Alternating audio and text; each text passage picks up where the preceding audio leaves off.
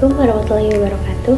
Hai, perkenalkan nama saya Siska Amelia dan juga ada rekan saya bernama Selvia, ada juga Andini dan juga Raditya. Di sini kita akan sedikit mempresentasikan tentang apa yang kita pelajari, yaitu materi e-commerce dengan dosen pengampu Bapak Priyatna Wijaya SEMM.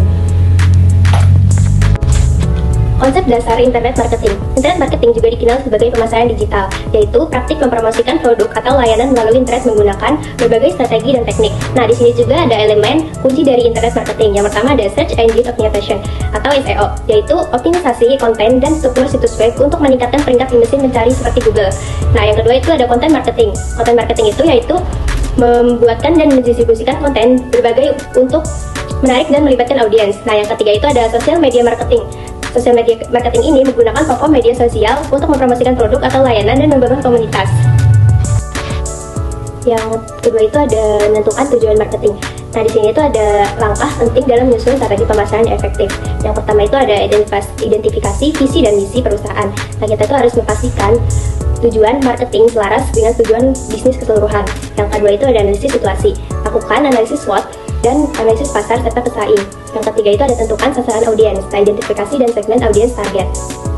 Juga ada internal marketing research dan marketing tools. Nah, internal marketing research adalah proses mengumpulkan menganalisis data yang berkaitan dengan pasar pesaing dan penggunaan untuk membuat keputusan pemasaran yang lebih baik. Nah, menentukan berbagai metode dan teknik untuk memadai tren pasar. Nah, kebutuhan selain dan efektivasi kampanye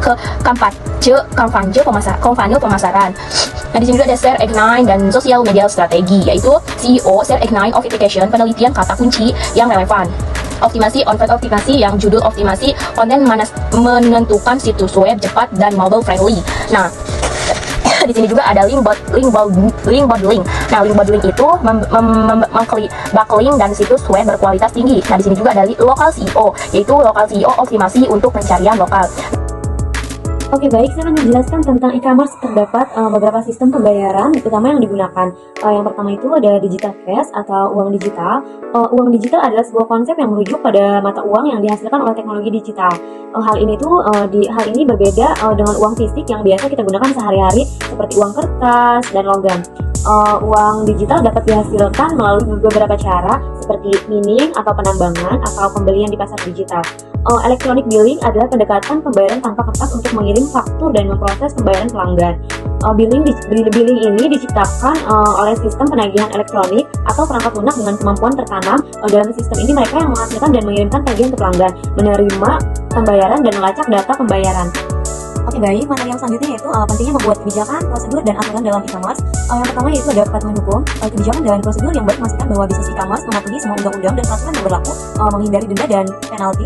Yang kedua ada keamanan data. Kebijakan yang jelas mengenai penanganan data pelanggan, membantu melindungi informasi sensitif dan mencegah pelanggaran keamanan. Yang ketiga atau yang terakhir yaitu konsistensi layanan. Prosedur operasional standar atau SOP membantu memastikan bahwa semua aspek bisnis itu dijalankan dengan konsisten, meningkatkan efisiensi dan kepuasan pelanggan.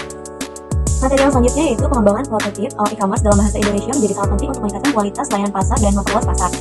Dengan memiliki prototipe e-commerce, para pelaku bisnis dapat lebih mudah menjangkau konsumen lokal dan dapat memberikan pengalaman belanja online yang lebih baik. Selain itu, dengan menggunakan bahasa Indonesia, konsumen juga akan merasa lebih nyaman dan mampu memahami informasi produk dengan lebih baik. Dengan kata lain, prototipe itu bukanlah produk jadi yang sudah siap dirilis. Prototipe merupakan perwarupa atau permodelan produk yang dibuat untuk kebutuhan awal pengembangan, baik produk fisik maupun digital. Selain itu, prototipe membantu developer mengetahui lebih awal keseluruhan dan kekurangan fitur produk sebelum. Baiklah, saya akan lanjutkan untuk mengembangkan prototip e-commerce.